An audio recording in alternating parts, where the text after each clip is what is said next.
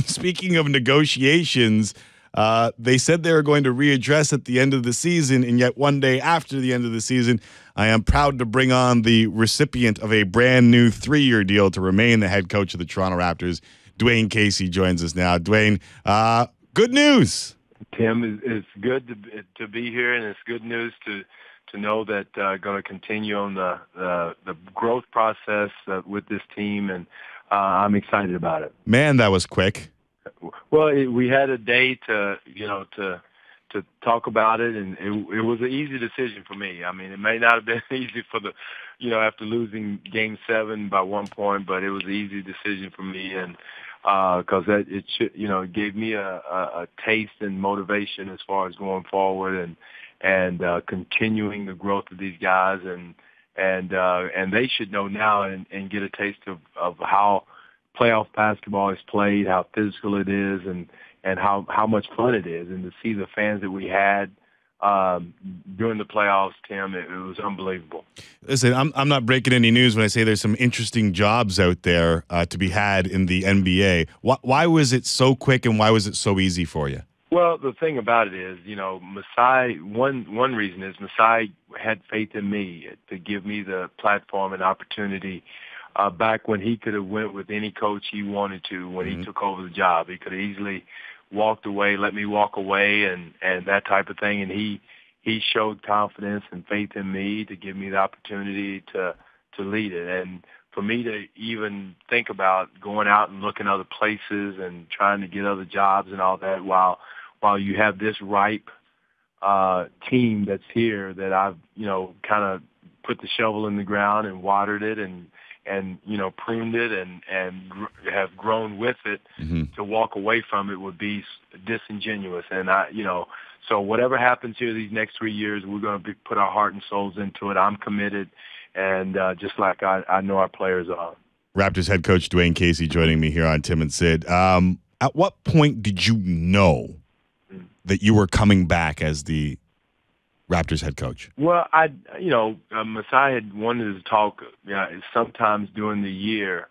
It was late in the season, about, and I said, no, let's wait until right after the season's over. We can revisit it then and go from there. But I thought that would have been disingenuous at that time for me to say, hey, let's talk about a contract when I'm telling Kyle Lowry to play his heart out, to right, play his way into his contract and not worry about his contract. And at the same time, I'm worried about mine. So everything works out for a reason.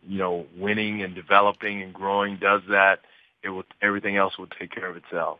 Self-scouting is important in basketball and maybe more important in life. Besides 48 wins, what did Masai learn about you, do you think, that made him want to keep you around? Well, I think you see the growth, the path, the philosophy that these guys have. Is it perfect? No.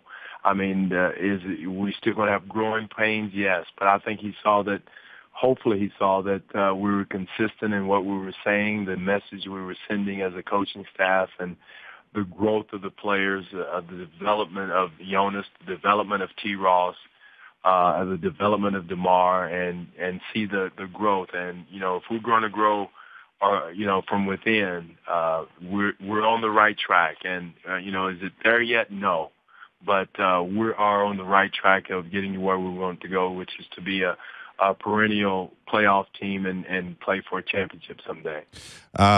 Jackasses like me in the media, Coach, often say things like GMs want their guy. Do you feel like you're Masai's guy now? Well, I feel like I am.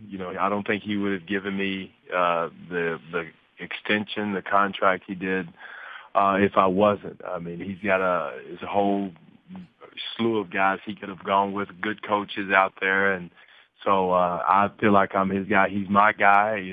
I'm committed to be here with him, and goes both ways. So.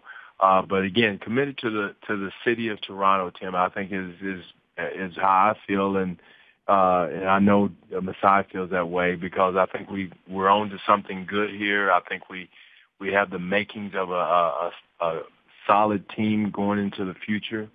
So I think we're both committed to the city of Toronto. It's funny to hear.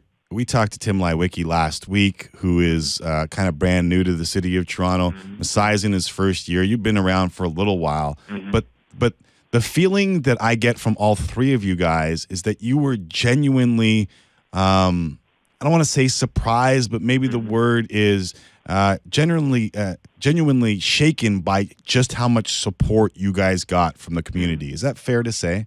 That is totally fair to say. I mean, I was flabbergasted. I was shocked with the support, the enthusiasm, the passion. Even after losing game one, I said, well, they're not going to come back tomorrow night. But here they were the next game, as same as, as passionate. They were in the rain when we were in Brooklyn watching the game. And it was the talk of the league. Everybody was calling me from around the league talking about it. And again, I was in a championship parade and championship arena in Dallas. And they have great fans, basketball fans there. But the fans here were second to none to that. I mean, they were as enthusiastic, as passionate, as loud, and here we are fighting and scratching for in Game 7 of the first round. So the fans willed us to where we were this year in Game 2. They definitely gave us a home court advantage, Tim. Dwane Casey joining us here. Well, let's talk about that home court advantage. Let's talk about the series a little bit. If there was one do-over, what would it be?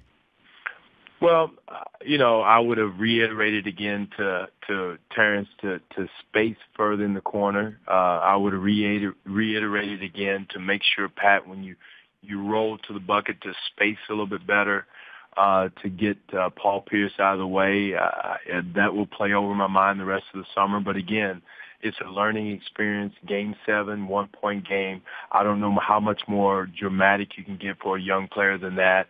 In that situation, I thought our clock management to that point was impeccable. We fouled at the right time. We got to a quick twos at the right time, the timeouts. But in that one instance, our spacing was a few yards off, which allowed Allen Anderson to get in Cal's path to slow him up a little bit where he couldn't go around Garnett.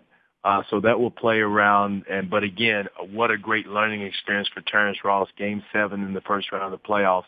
He won't make that mistake again, or neither will Pat make a spacing mistake again on a certain play. Because now when you talk to them, they'll know what you're talking about when it's, get to your spot. They'll know where to go and won't hesitate. I thought the answer would be a 2x4 to the leg of Joe Johnson, but I guess that's illegal. Well, that would they'd probably put me in jail for that, but that would be the second thing in my mind. We can talk to Tanya Harding's folks. Maybe that'll. Listen, do you think in hindsight now, and maybe it hasn't had a long enough time to marinate, but do you think in hindsight, facing former champs like Paul Pierce, like Kevin Garnett, offered more to learn than, say, a first-round win versus the Wizards or Bulls, for that matter? No question. I promise you, they put us in more playoff-type situations than any team we could have played against. The not getting the benefit of the doubt on some of the calls or whatever it was, the close plays, the subtle holding on certain plays, the grabbing and holding on certain plays, not allowing you to get open, making you go to plan B quickly, reading situations, that all the vets and the guys like Paul Pierce, Garnett, Karolinko, all those guys do in those situations that have been there before. Garnett is one of the world's best defensive communicators. He was calling our plays out before our guys could call them out. So that experience in itself is going to pay great dividends to our young guys and a great learning experience for them. Dwane Casey joining us here, head coach of the Toronto Raptors, who just signed a 3-year contract to remain head coach of the Toronto Raptors, joining us here on Tim and Sid, the Sportsnet Radio Network. One of my favorite quotes, Coach, for when I used to play sports or attempted to play sports was from Plato, who said, "You can discover more about a person in an hour of play than a year of conversation." Mm-hmm. Who did you learn most about in your final hour of play? Well, I learned the competitive already knew the competitive nature of Kyle Lowry.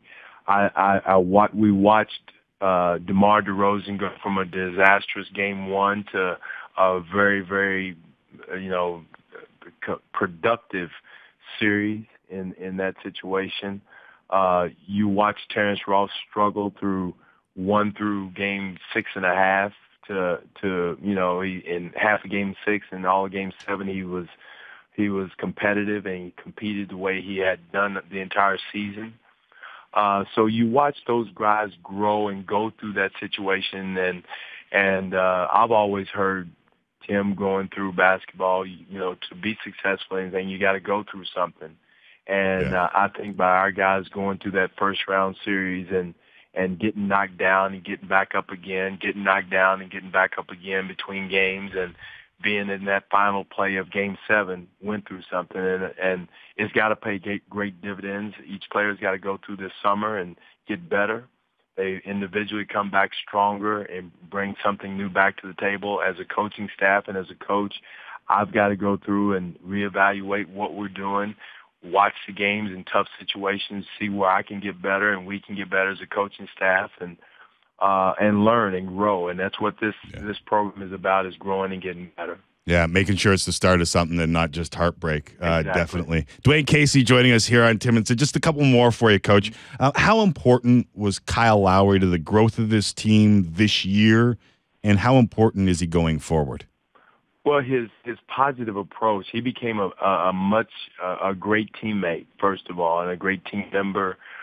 Buying into what we were selling was huge because, once he did, everybody else did. I thought his maturity as a young man was great. I thought he was the engine of what we were trying to do, Tim.